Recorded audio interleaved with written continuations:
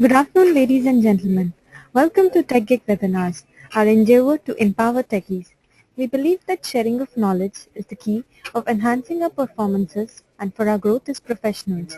With this principle in mind, TechGig has initiated a series of webinars conducted by industry experts to give a crisp insight of various domains. Topic for today's webinar session is Designing Experience that Clicks with the Users. We are delighted to have Mr. Kiran Sabnis, Head of User Experience, COE at Fiserv India with us today. Mr. Kiran heads the User Experience Center of Excellence at Fiserv India. He has over 16 years of enormous experience in the domain of product design, communication design, software user experience design and consulting. Kiran has worked in a variety of consulting roles as a product designer and UX consultant where he effectively collaborated with small and medium-scale industries as well as global players to deliver end-to-end solutions in product design. Gentlemen, this presentation will continue for next 45 minutes and we'll take your questions after the presentation. In the meanwhile, you can post your queries through the chat pane available in the webinar software. Without further ado, I introduce you to our guest speaker, Mr. Kiran.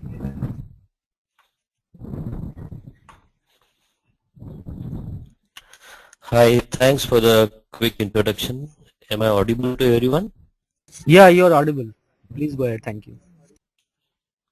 Hello? Audible, Mr. Sabnis. Can you hear me? Hello? Yeah, we can hear you. Please go ahead. Yeah, can you? Okay, thank you. Thanks for the introduction and thank you very much for providing this opportunity to present my thoughts on user experience and usability.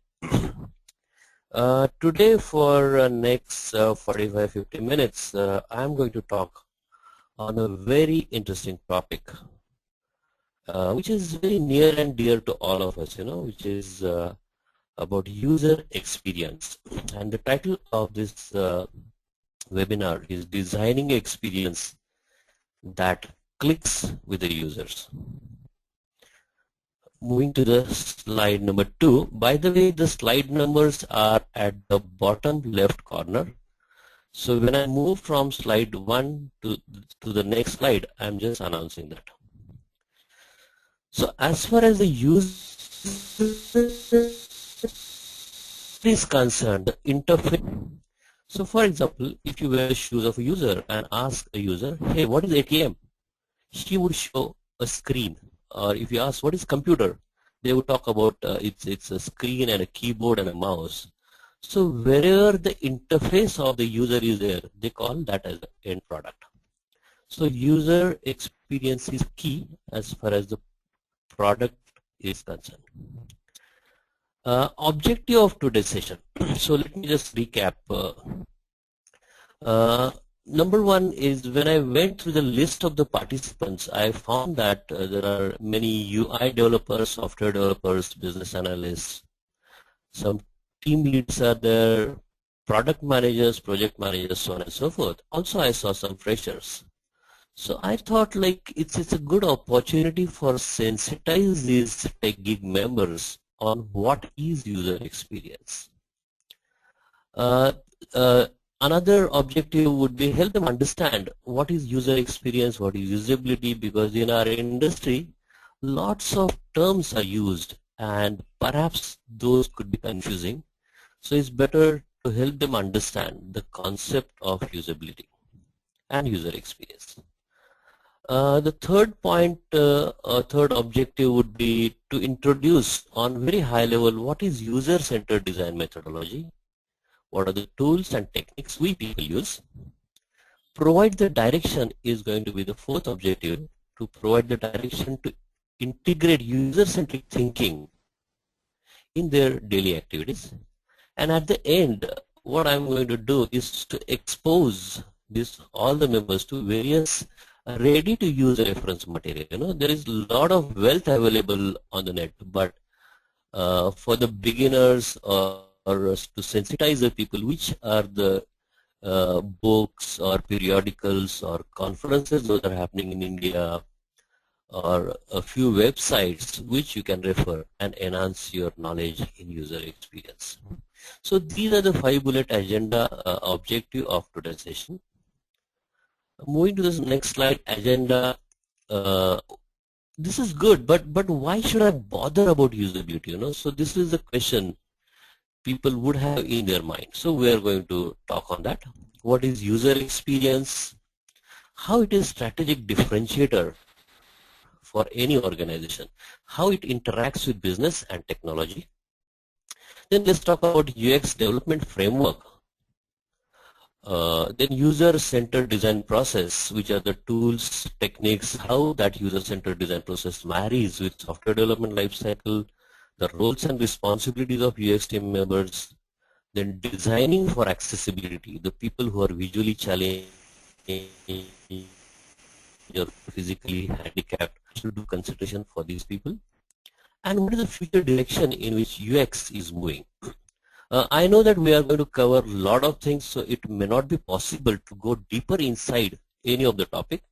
So it's a landscape view of all the topics. Nonetheless, let's keep going, and if you have got any queries, questions, please shoot the questions to me, and at the end of the session I will try to respond most of them. So why should we bother about user experience?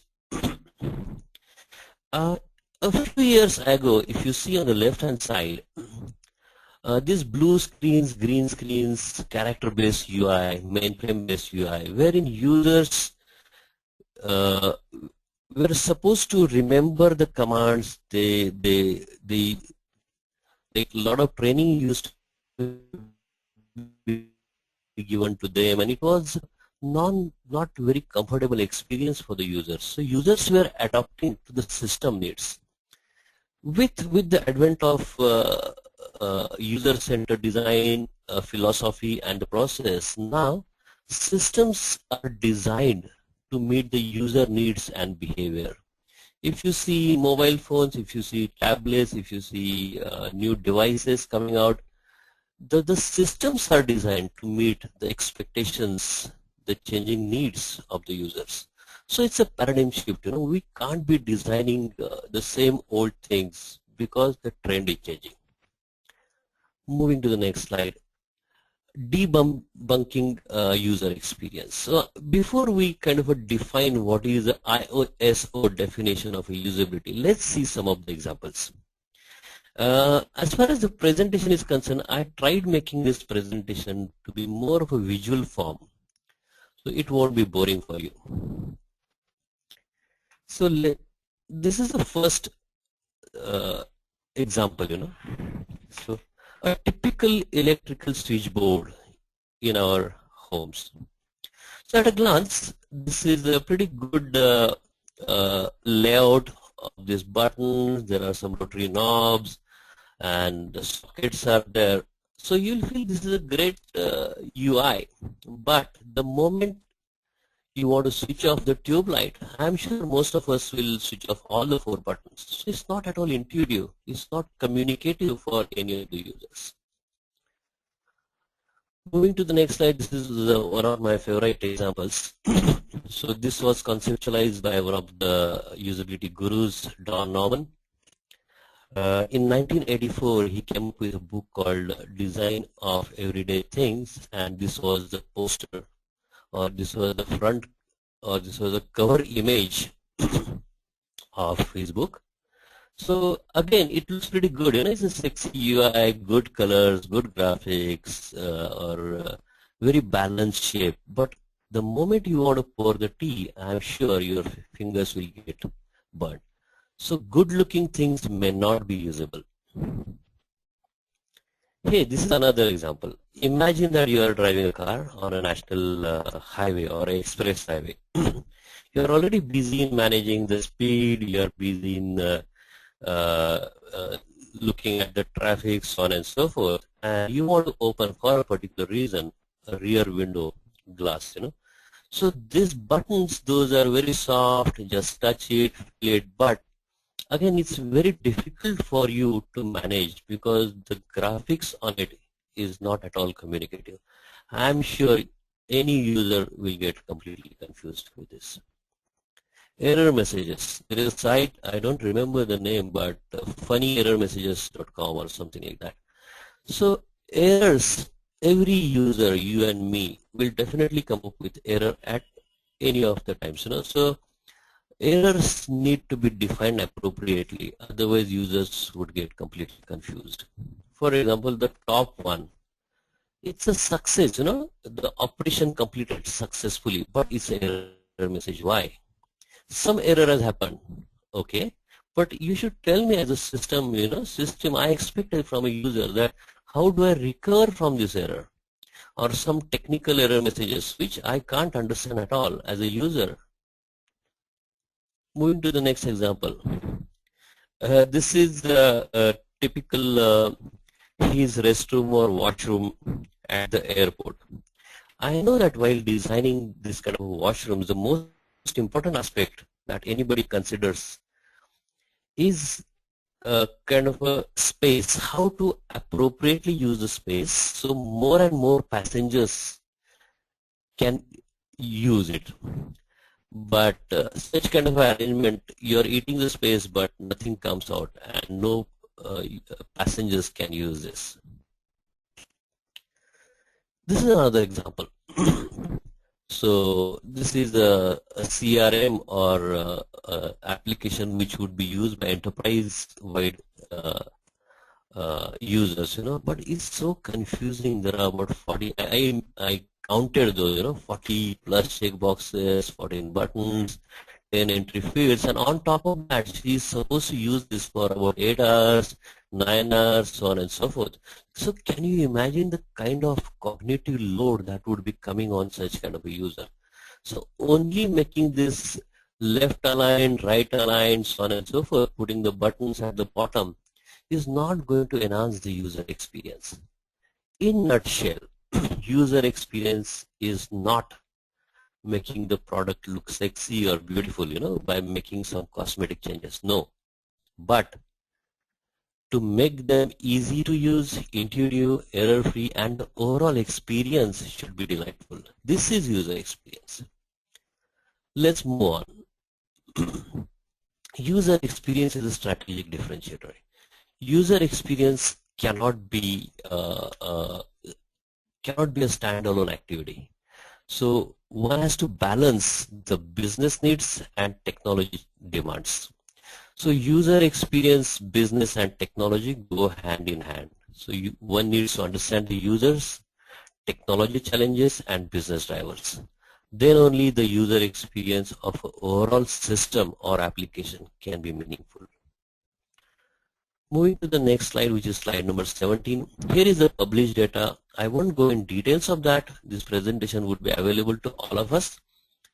But couple of key things. In the recent Gartner survey, it says that 40% of the global 2000 enterprises will have to focus on user experience by 2013. So it's going to be a key driver for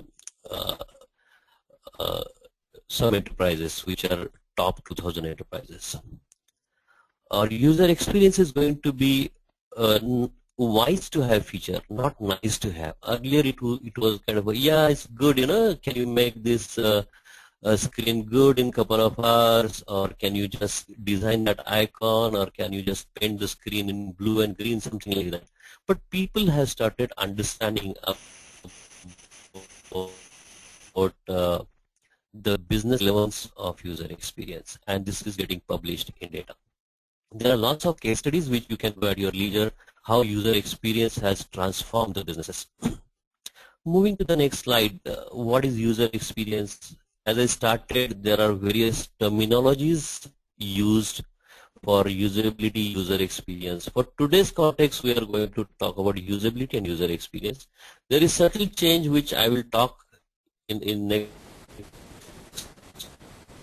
few slides.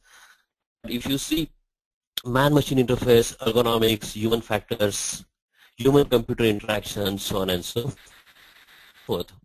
But the four terms, man-machine interface, ergonomics, human factors, to me are kind of pre-computer era, we can say. The human factors is a term even used today in appropriate fashion. It is getting replaced by usability or user experience. But these got started, human factors was invented by, the term was coined by Elias Porter and Paul Fitts during, these were the very famous psychologists, and they coined this term in 1945. But these are the terms being used now also. In Pfizer, we use the term user experience. We'll go in details about that. But some people still use human factors, human factor engineering, so on and so forth. The only commonality which is very important to note over here is all these terms are centered about users, and that's the focus point. Moving to the next slide.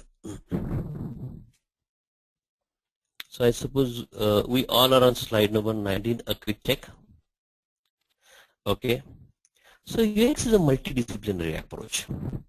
So it encompasses various schools of thoughts, for example, psychology or cognition, sociology, how in a society users are behaving, what are the social aspects, design, it talks about product design, visual design, communication design, linguistics, philosophy and language, how those are marrying, technology we must understand, branding, corporate branding or visual strategy, ethnography, that's the cultural studies, or human factors we talked about. So it's like a usability expert would know most or should know many of these facets of this knowledge. So it's not only a psychology or only design, or a good designer cannot be a good user experience unless he understands psychology, unless she understands branding, she has got flair about technology, so on and so forth. So it is a multidisciplinary way of looking at a product. Moving to the next slide, which is slide number 20. Again, these are loosely coupled. One can object on these definitions also, but for the sake of understanding, I am trying to make the things clear. His user is always at the center. Human factors focuses more on capabilities, limitations of the users, which is the next circle, basically focusing on hardware, product. Usability is more about accomplishing the user goals, more of ease of use we use in computer software context, and user experience is an overarching term, so it's more about making the overall experience delightful used in the context of software as well as service design. It does not mean that human factors is limited and usability is wider, no. But these are the terms, for the sake of simplicity, we have tried to define. Moving to the next slide, which is slide number 21. Again, I'm trying to put the perspectives of all the three things, like human factors, usability, and user experience. Imagine you are designing interior of a car, a dashboard, a wheel, and some mechanism, a seating arrangement. The human factors perspective is again understand the limitation capability of the users, understand the anthropometry data, understand whether the posture is creating fatigue to the users, driver seat is providing appropriate support to your lumbar. So again, it is more on ergonomics part.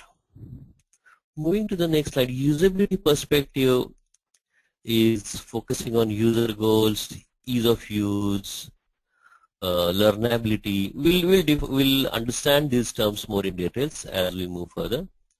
But a few questions usability guy would ask is whether the control knobs are intuitive and easy to remember, whether the steering is providing appropriate and comfortable grip, whether the speedometer is visually clear, can a driver look at the speedometer, the speed, even in the night if she is driving, can she look at the speedometer, can she see at what speed the car is going, or the gear sequence is consistent with other cars, so on and so forth. So consistency, ease of use, quick learning are the focus points from usability perspective. If you move to the user experience, which is again a wider thing, focus is on multi-sensory user experience, experiential aspects. So car is good, the steering wheel is appropriate, the gears are in the sequence of similar cars, the cushions are good, but user experience talks much above that. Whether the upholstery is great, the seats are having reclining controls, whether there is a humidity and temperature control, auto controls are there. There is a very pleasant music which is provided, the ambience is cozy, the cushions are soft, steering adjustment is there. I'm not talking about features.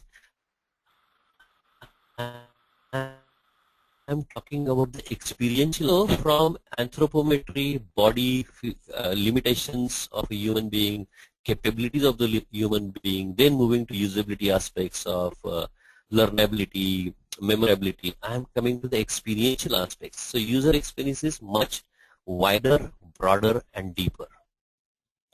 Moving to the next slide. I'm again Sorry for referring to the slide interrupting. number, which is 24 at the bottom left. Hello. Please. Yeah, sorry for interrupting. Your Yeah. voice is breaking a lot in between. I mean, we are getting feedback from participants as well. Can you please Is change your it? audio? Now is it better? Yeah, voice is Is it good better enough, now? but it breaks in between. And for 1 minute it's good, but after that it breaks. So let me just check again. Just give me feedback if you still get this kind of problem. This is better now. We can go ahead. Okay.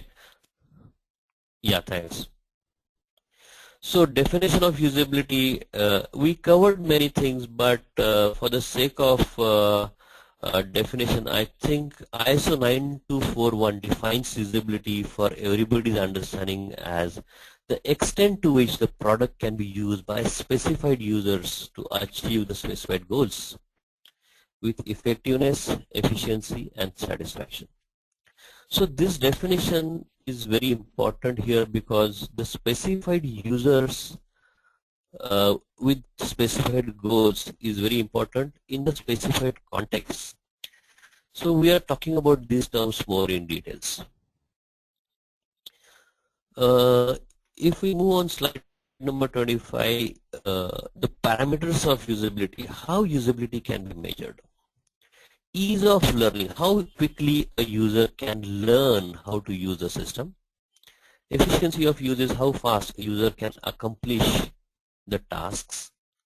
Or memorability, can a user remember how to use the system or application. Error frequency and severity, like how often user makes errors while using the system, or how quickly user can recover from these errors. And satisfaction, subject to satisfaction, is how much user likes the system to use. And user experience, as I was talking about, is overarching term, so this is a system should be usable, it should be easy to use, at the same time it should be desirable, it's called as a triangle of user experience. Three corners represent usability, user experience, and usability, usefulness, and desirability. Moving to the next slide. Once we understand what is the concept of usability, we saw various examples in day-to-day life. Now we are going to going further on what is the UX development framework. If we want to design a system or an application, what is the framework that we follow? Here, the person called Jesse James Garrett from Adaptive Path has come up with a framework which is called as 5S or 5-layer framework.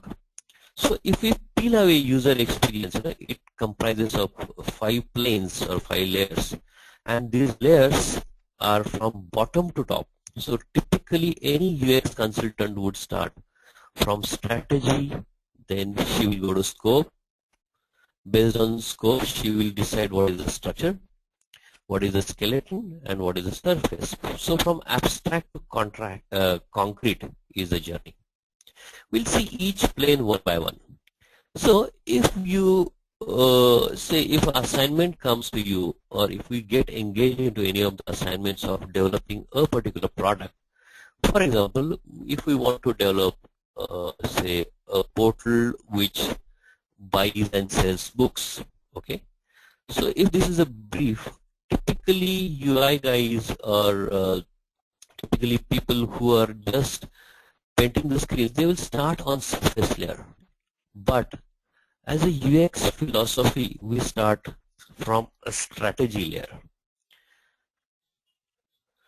So I'm explaining each plane as we move further. Strategy plane talks about what are the user goals, what are the business goals, with whom we are competing.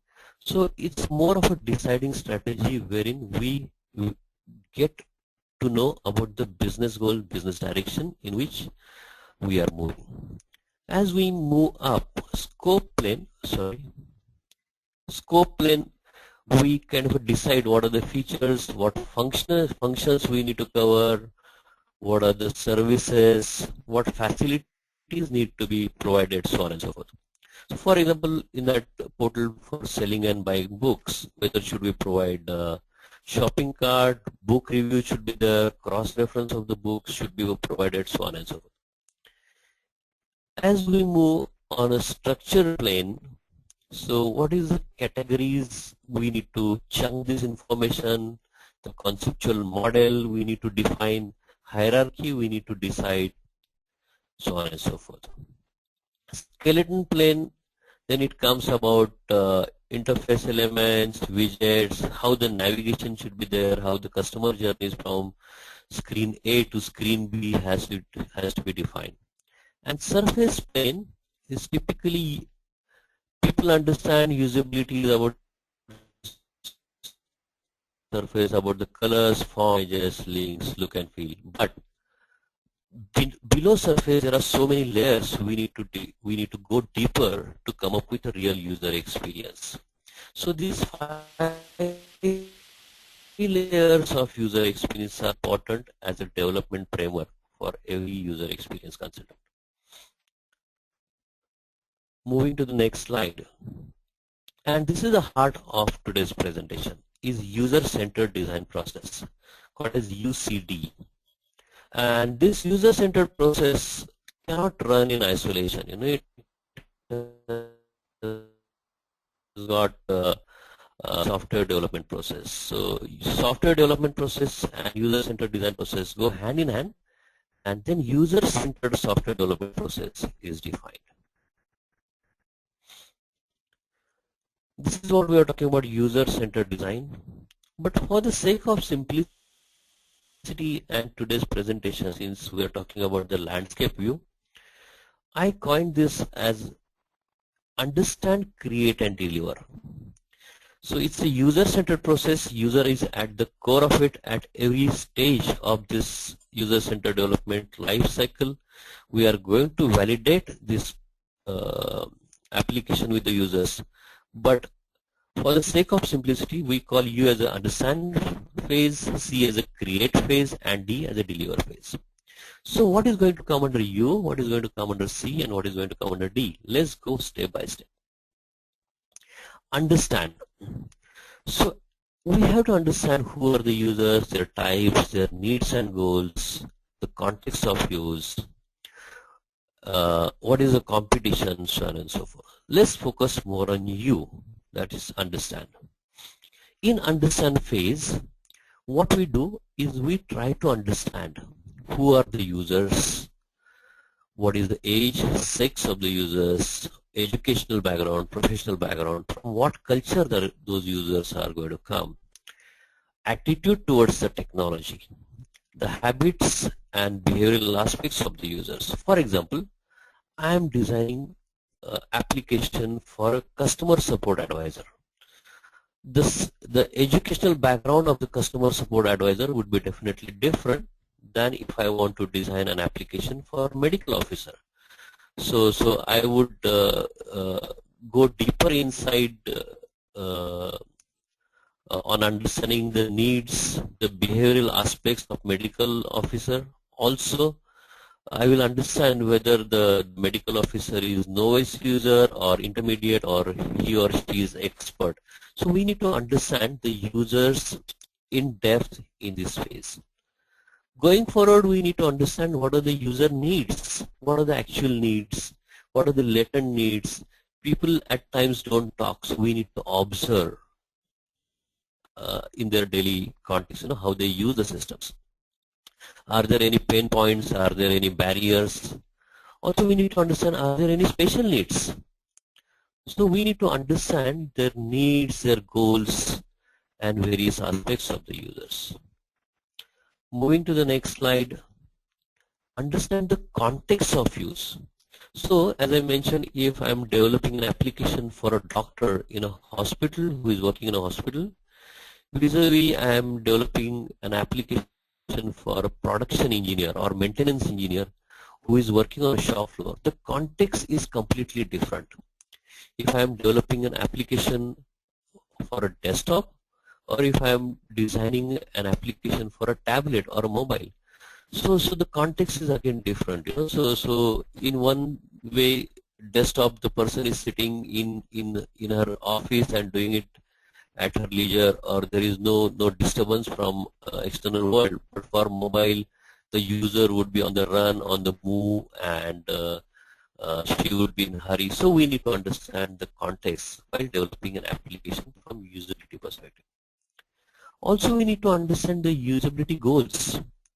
For example, if I am designing an application for travel agent, so travel agent efficiency and error freeness are very important aspects. Quickly I need to complete the form, send that form without making errors. It's not that I'm traveling, I'm flying to some other country on 2nd of February and she puts a different date. It would be complete chaos. So error freeness and efficiency are the key aspects, our key usability goals. And for a call center, quick resolution of the query. So quick, fast are efficient way of doing it are the usability goals. So it depends on the users, the context of use, the usability goals would vary.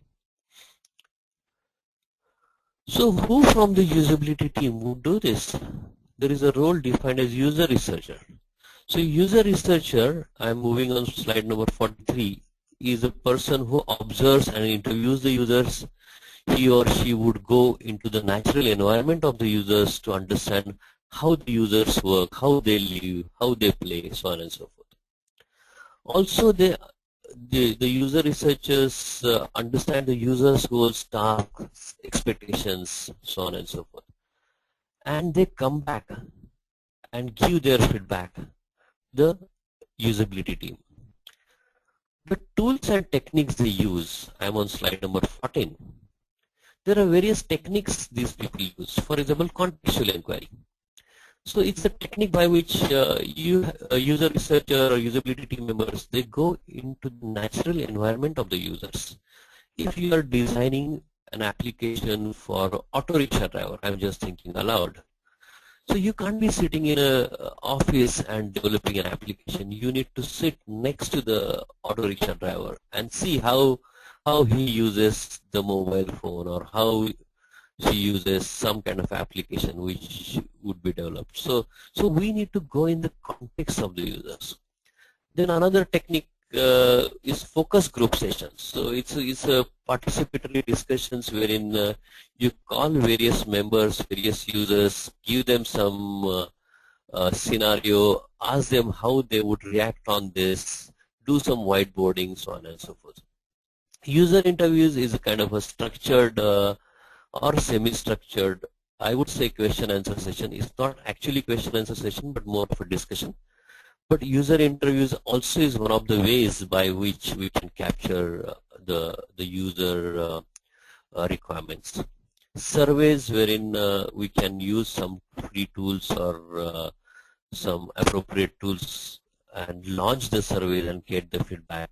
It's typically useful if we want quantitative results are required. Ethnographic studies is again, we'll touch upon this, but it's more of a cultural aspects we need to understand. Suppose if we need to develop some application for China, so we need to understand their culture, their festivals, their needs, or the social relevance, so on and so forth. Again, we can go deeper inside each and every technique, because this technique or every technique itself can be a topic of discussion. But we are covering this in this session on very high level.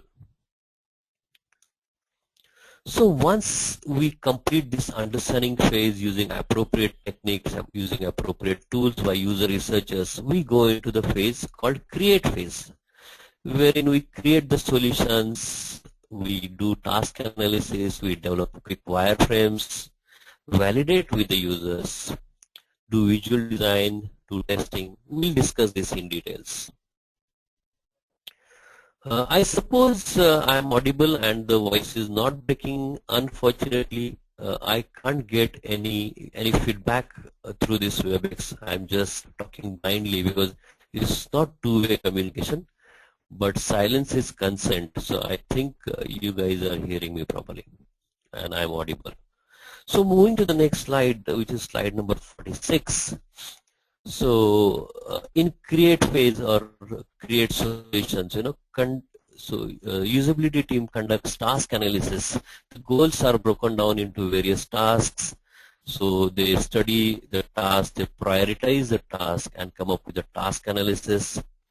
The information architects come up with, they define the information structure, the hierarchy of the information, how information needs to be segregated, so on and so forth, and come up with the quick prototypes. The prototypes could be made using paper sketches or low fidelity, which is a very kind of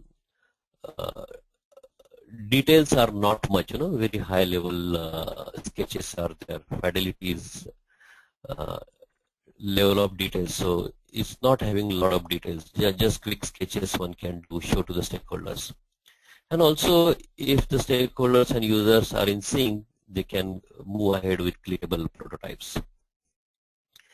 As I mentioned during the call that during the session that as we come up with some sketchy ideas, it's appropriate that we go back to the users.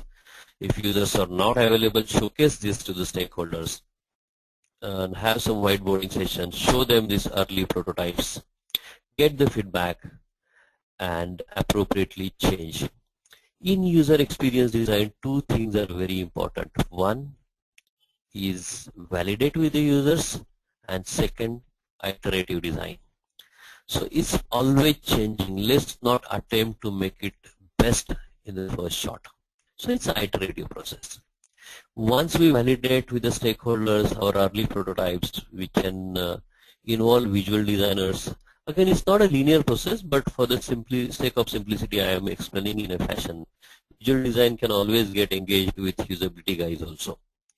So moving, so visual designers understand the brand strategy. They come up with, or they refer to the brand guidelines. They develop the visual strategy and come up with the mock-ups, what they call as the visual themes, and those are showcased to the stakeholders. It talks about the color, the fonts, the layout, the visual themes, so on and so forth.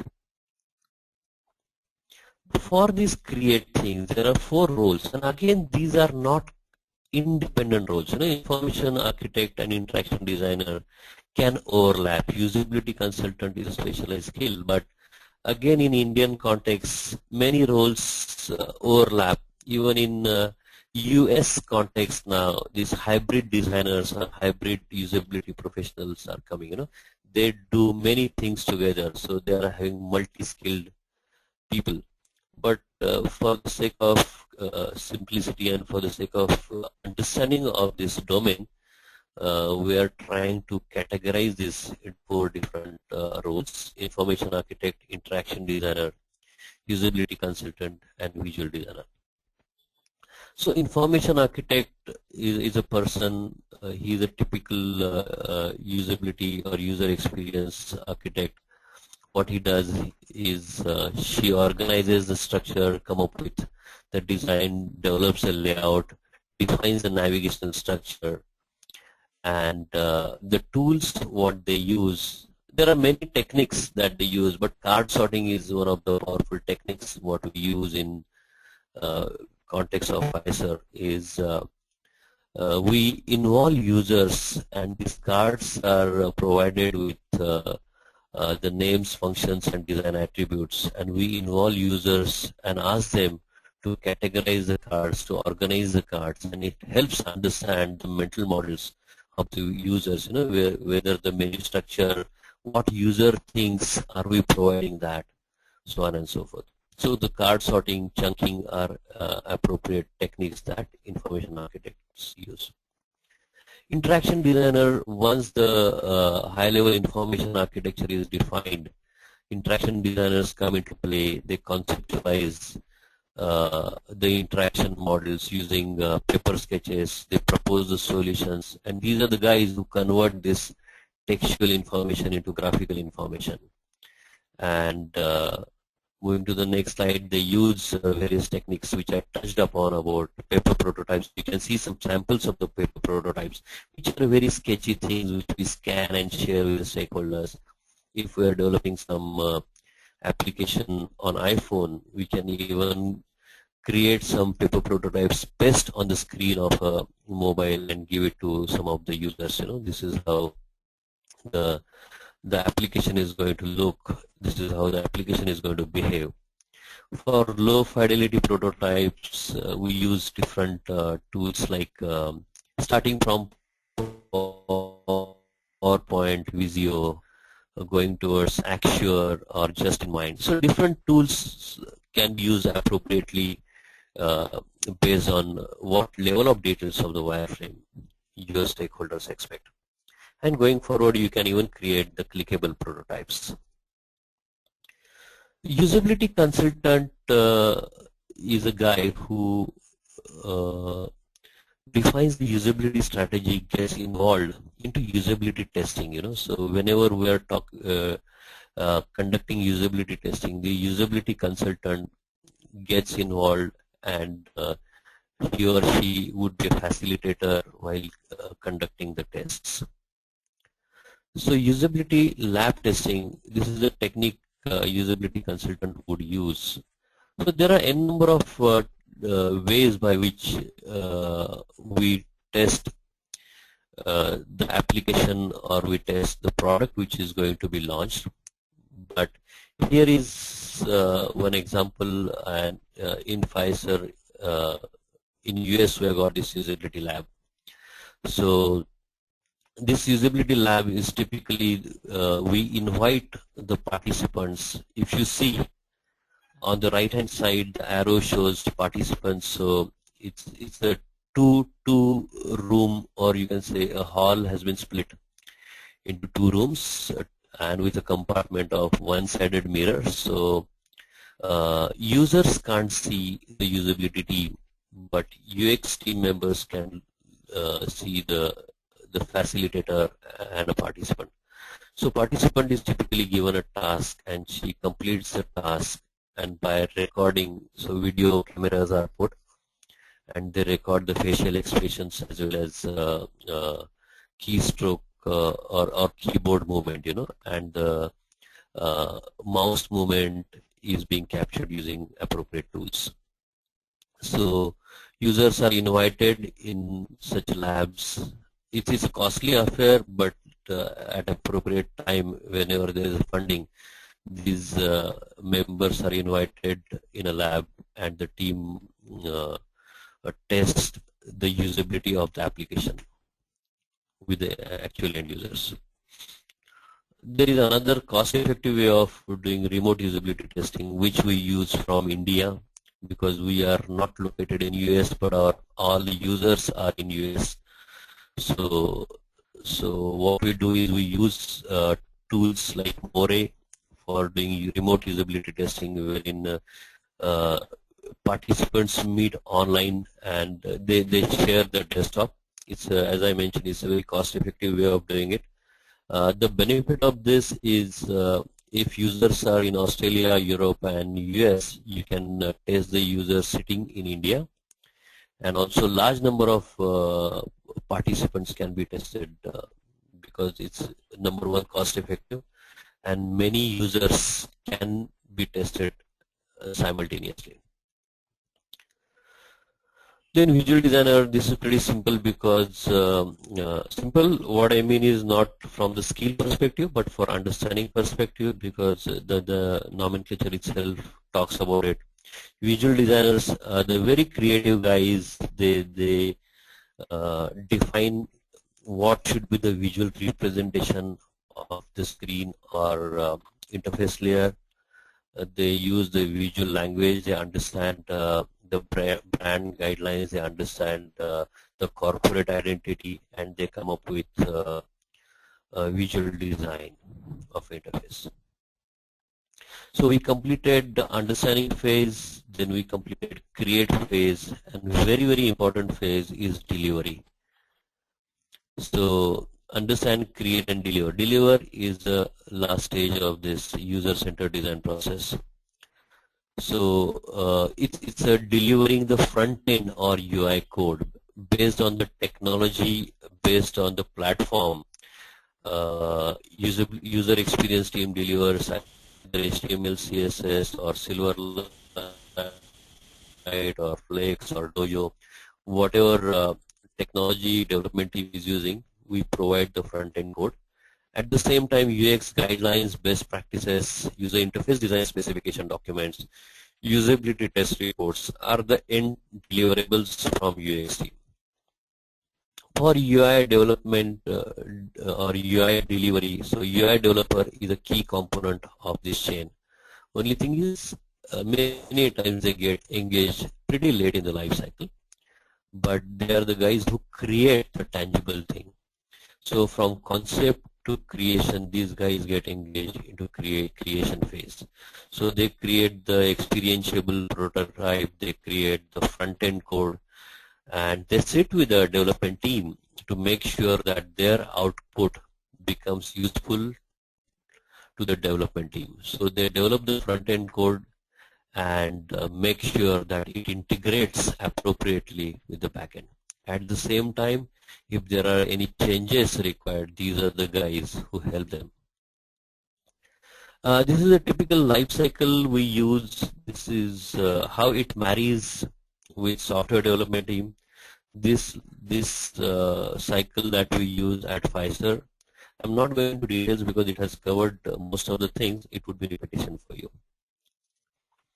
So here are the various tools and techniques. As a UX practitioners, we use lots of techniques and tools, and we use this tool depending on various at appropriate time of the UCD life cycle. So if you see, for example, diary studies is fourth from the left, third from the left. So typically users, we can give to some diaries which are like bound books, to notebooks to the users, and ask them to jot down their readings, their experiences, and we can collect the diaries after appropriate time and study and come up with the analysis. There is something called as eye gaze tracking or eye tracking. So wherein supposing if I go to a site of timesofindia.com, where I look at first, so how your gaze of eye, so where you are looking, it tracks, and depending on that you can come to know that the location of the photograph or the typography or the importance given to various aspects on the screen is correct or not. So there are, as I said, there are lots of techniques. At the end I'm going to give you the laundry list of techniques and the research material. You can go through that. Design for accessibility, and we are on slide number 63. This is a very important aspect called as accessibility or design for accessibility. So we need to understand that all users are not in the having in quote unquote normal needs. They are having some special needs, and product accessibility or software accessibility means even the people who are having this challenge or disabilities can perform, understand, navigate, and interact with the product. So there are n number of disabilities, right from hearing disability, cognitive disability, or visually impaired, people not having limbs, physically handicapped. How you can design an application for a blind people or visually impaired people? So we need to understand the accessibility needs of the users. On the right hand side, if you see that this is a typical chart they used for testing the color blindness. So if you see the three that is mentioned on the left hand side, normal people would look at this three, but the people who are having color blindness will just see brown and gray.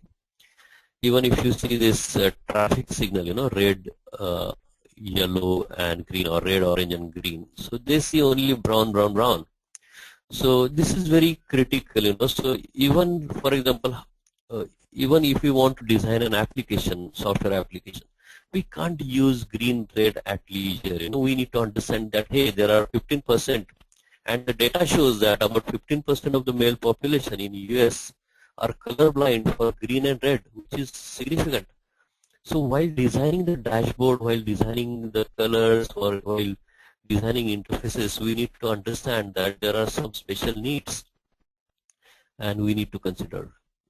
Companies like iPhone, Apple, and products like iPhone, they are considering these applications, or even the base product has got designed for visually challenged people. So if you are accessible, it can read the text for you, it can read the messages for you, the fonts can be made bigger, so on and so forth. So accessibility is a legal requirement. It's not only CSR, corporate social responsibility. It's not a social work.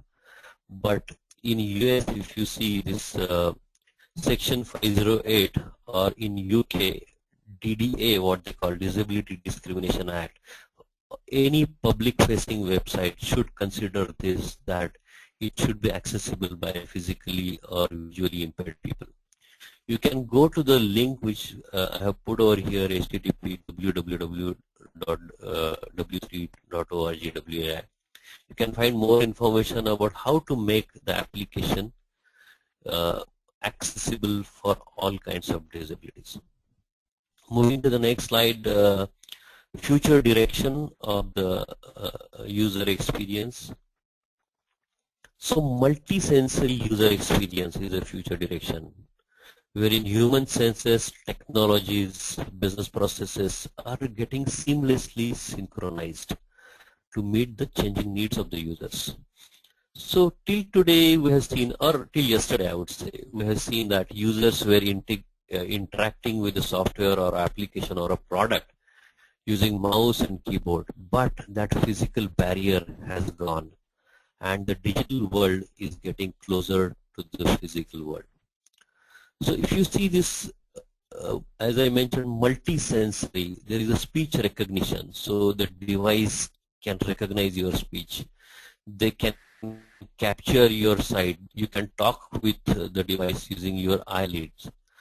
Or voice recognition, like Siri, so it can recognize Siri for iPhone 4S, like that intelligent personal assistant. So she can recognize your voice, she can respond to you. So voice interaction is already there.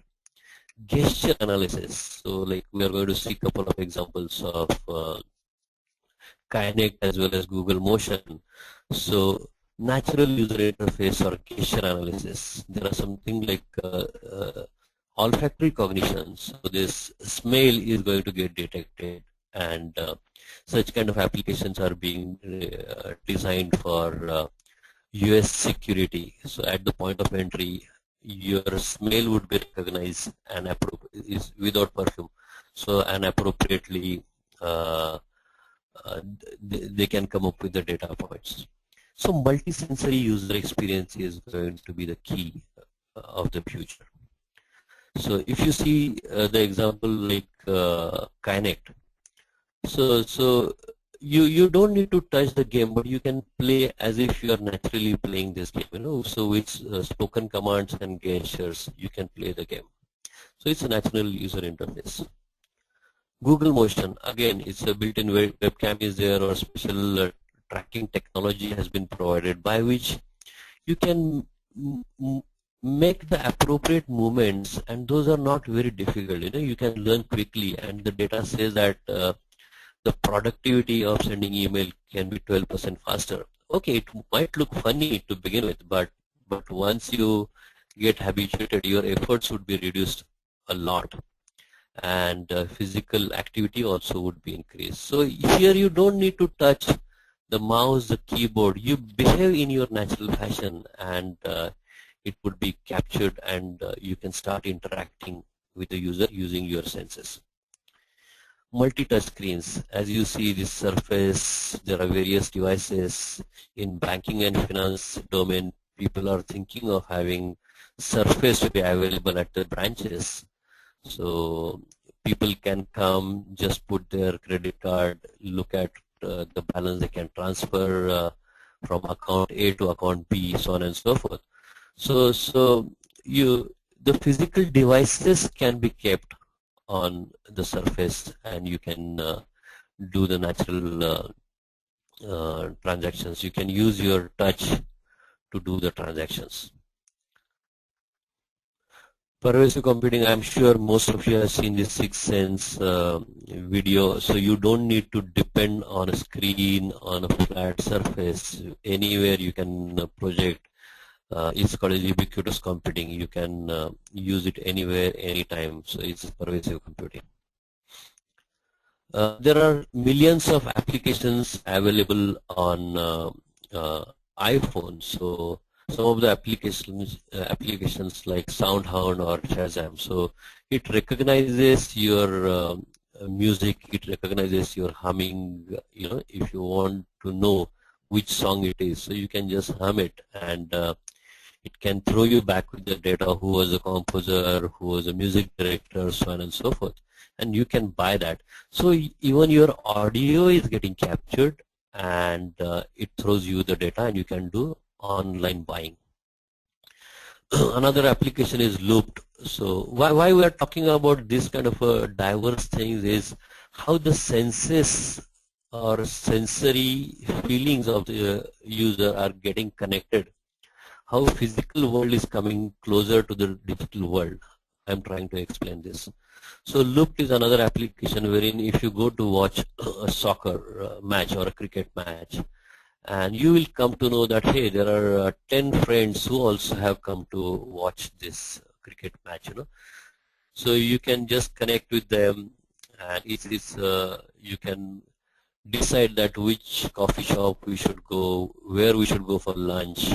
So it recognizes called a geofencing. It will capture the data of your friends and push that to your device. So there are so many people are doing a lot of research on new technologies, new devices. There are flexible screens, ubiquitous computing, or devices as a jewelry, or if you see at the center wherein is a braille cell phone, so the people who are not having or the people who are visually impaired, the braille mobile phone would be there, so on and so forth. So the thing is, the future of user experience is multi-sensory and the seamless integration of that multiple senses. So in nutshell, I'm just recapping the thing, like if we want to create wow experience, or if you want to design applications which will give wow experience, we need to understand that focus on users, understand their goals and context of use, number one. Number two is construct a 5-layer UX development framework. Don't start with UI. So we should start with strategy, scope, structure, skeleton, and surface. Bottom-up approach. apply UCD, user-centered design process. So understand the users, create the solutions, and deliver the UI code with user specification document. Learn appropriate UX tools and techniques, and keep track of future directions in which UX is moving. If we do this, designing experience that clicks with the users is possible. As I mentioned during the introduction, is a lot of material is available on web. Many places is structured also, but I thought I can pick up something which could be useful for the audience. These are some of the reference material. I'm sure this WebEx would be available for a few days. You can revisit that, or you can write to me. But there are UX organizations which provide a lot of information about what is happening in the world of human-computer interaction, what is happening in the world of ergonomics, interaction design, so on and so forth. So couple of couple of links you definitely can visit is usability.gov and your professional association, wherein you can visit and find a lot of material which is available. There are online publications. I have kept kind of a private publications and private blogs aside, but these are some of the blogs and publications widely used: Boxes and Arrows, UX Matters, Usability News. You can go through them. Some books which are basics, which talks about basics of usability and user experience, like I mentioned about Don Normal's the design of everyday things, Steve Krug's Don't Make Me Think, which is a light reading. Even in the flight you can go through that, understand the basic concepts, and go deeper inside. Usability Engineering is another book by Jacob Nelson about face.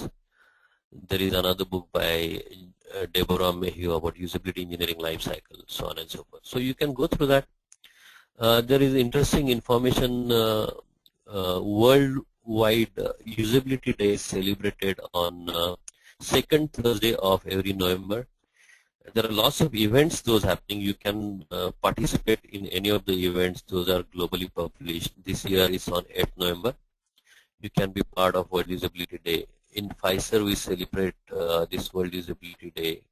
Last year, we celebrated in big way. So you can always approach us, so on and so forth.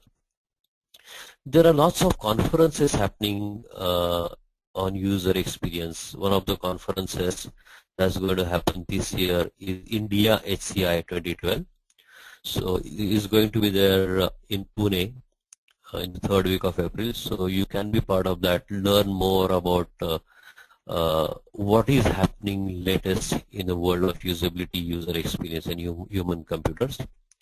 There are various design schools wherein there are post-graduation program or some short-term programs are there. Industrial Design Center IIT Bombay has got a 2 years course. National Institute of Design NID has got 2 or 3, I don't remember, 2.5 years of course in software user experience.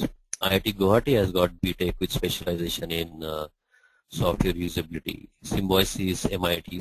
So many schools, this being upcoming field, many schools, design schools. And in addition to that, some courses happen periodically from these schools about usability and user experience.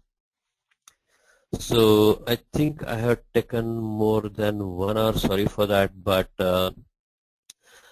this is about what I wanted to cover today. I thank you very much for giving this opportunity to talk on this very interesting topic. Feel free to get in touch with me. My email ID is there. And if you have got any questions, please shoot those questions. I'll try to answer. Thank you. I mean, questions are shared with you. Can you see them in the questions pane?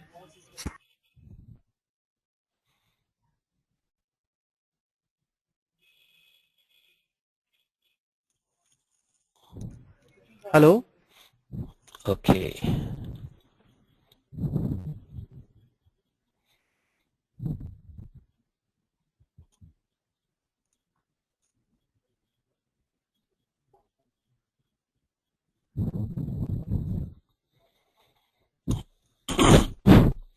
Is there a part-time training program on UX design in India?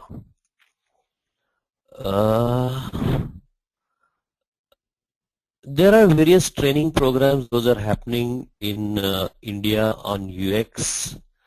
You can visit to the websites of Industrial Design Center, IIT Bombay or NID.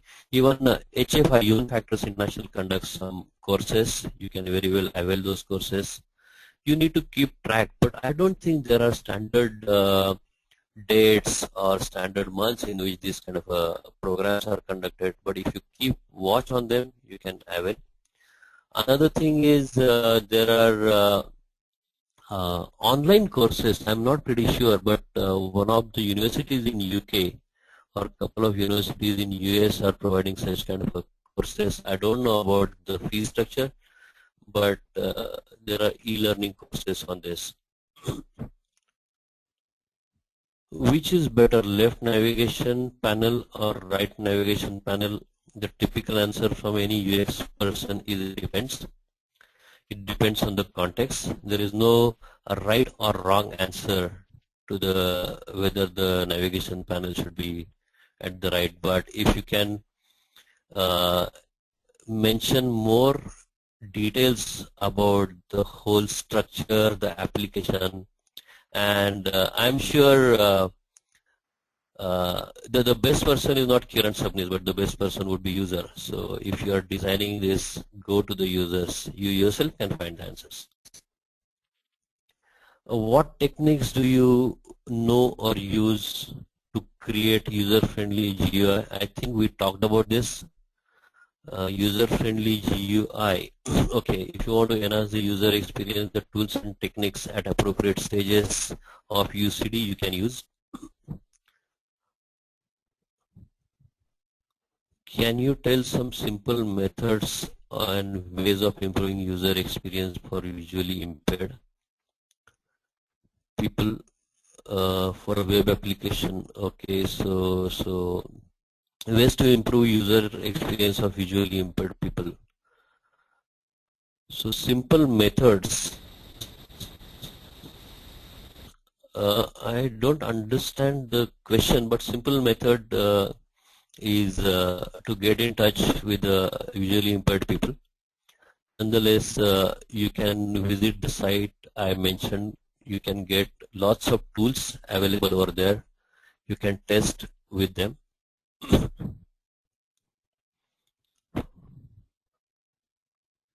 For a web application, is it better to present a user with the option to have serious delete or to use trash system? Again, I think it depends. The only guideline what I can give is to provide the appropriate nomenclature for the button so he or she can understand.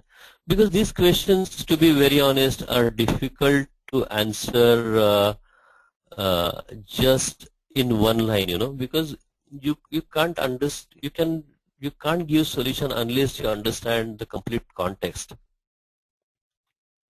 Thanks, Kiran is right. Okay.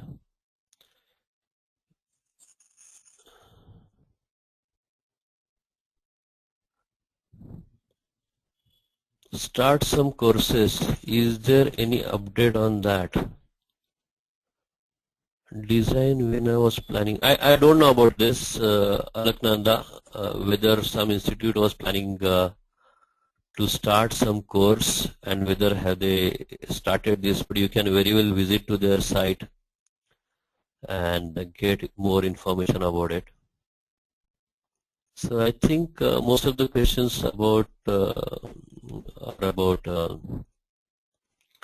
where can they find training, where can they find courses, some key questions they ask, but my answer is about it depends, and it depends on the context. It depends on the situation in which you are, and the best way to do is try to find the users, try to follow the user-centered process, construct your UX development framework, iterate, and test with the users. I think these were the questions to me. I tried answering. Nonetheless, There are a few please more feel free to questions. get back to me if you want. Yeah, those are not appearing over here. I understand. I've Okay, okay. shared a couple of I more questions. understand increasing usability adds both to the cost and time. Is there any benchmark ROI or case study for increased usability? One second. I'm unable to see the broader picture, so that's why. Yeah, just a moment. Can you expand that question span? Let me see if the pop-up blocker is the issue.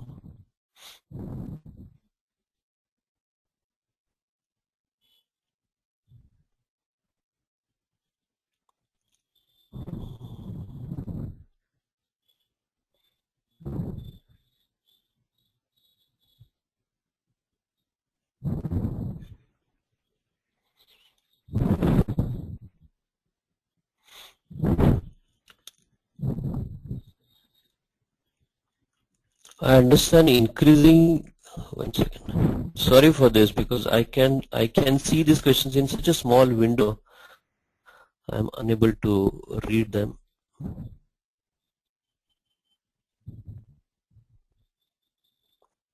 I understand increasing usability adds to both cost and time. I partially agree with this, but if we use appropriate tools and techniques, for example, paper prototype is a very cost effective way of doing it. And how do you measure cost?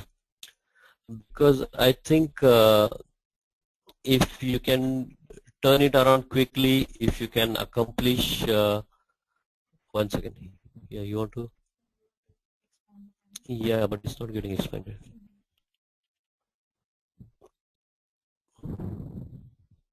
Sorry team, one second.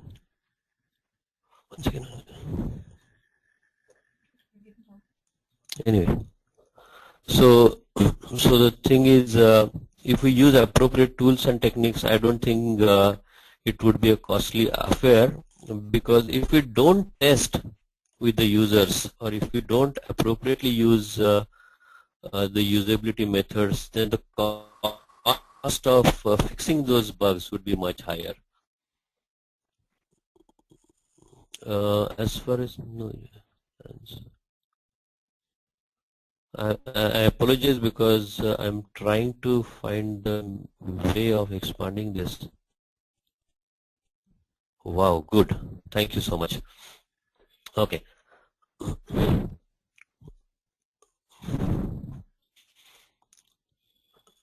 Increasing usability at cost and time. Is there any benchmark on ROI case study? Yeah, there are various case studies. Rashid, I apologize for that. I could not go through your question in the first stage, but now I could see your thing. So benchmarked ROI. There are so many case studies available how ROI of the usability inputs can be measured.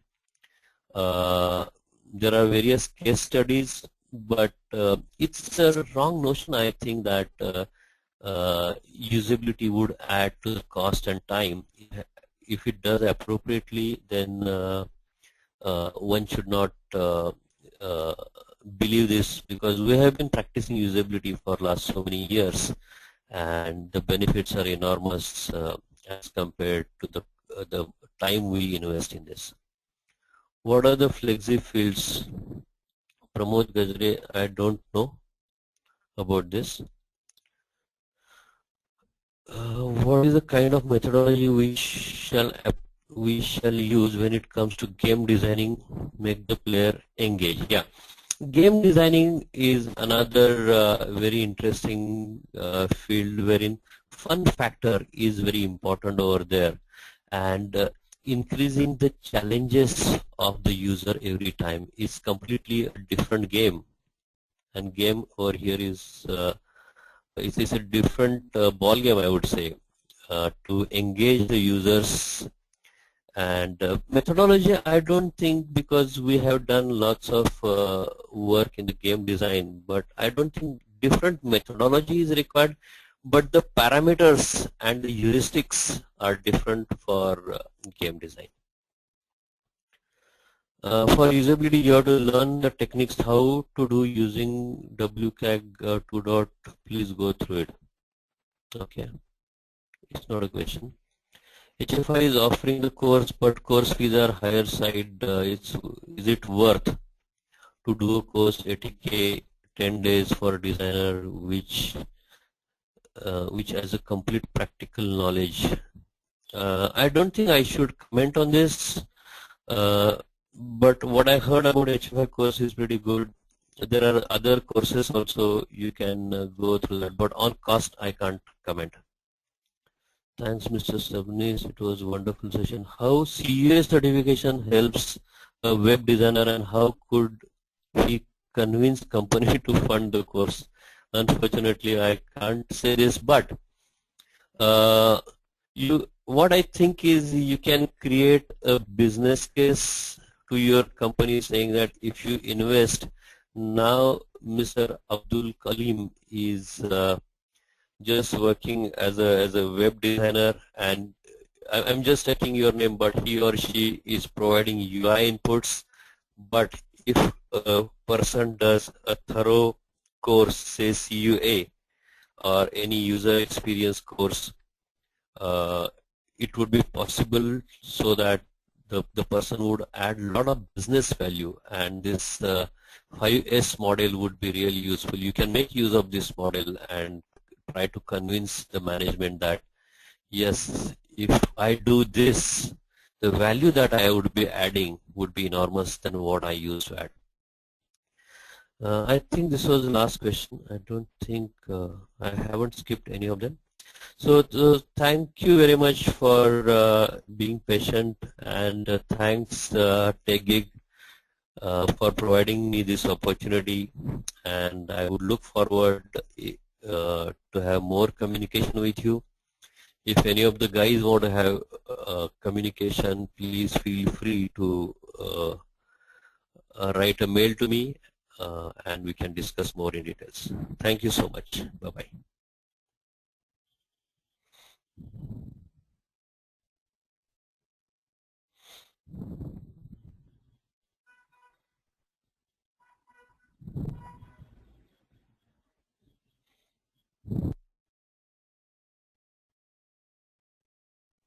Thanks, Mr. Kiran, for your informative session on designing experience that clicks with the users. It was indeed an enlightening session. I would also like to thank our participants for their support in making this webinar a huge success. The recording of this webinar will be available on techgig.com by tomorrow. Gentlemen, the next session in Cloud Computing webinar series is happening this Thursday, that is February 2nd at 3 p.m. Topic for the webinar is Cloud Implementation Scenarios for Enterprise. We will be having Mr. Shankar Verma, Practice Manager at Yash Technologies, as our guest speaker. So see you all on Thursday at 3 p.m. Till then, have a nice day. Thank you.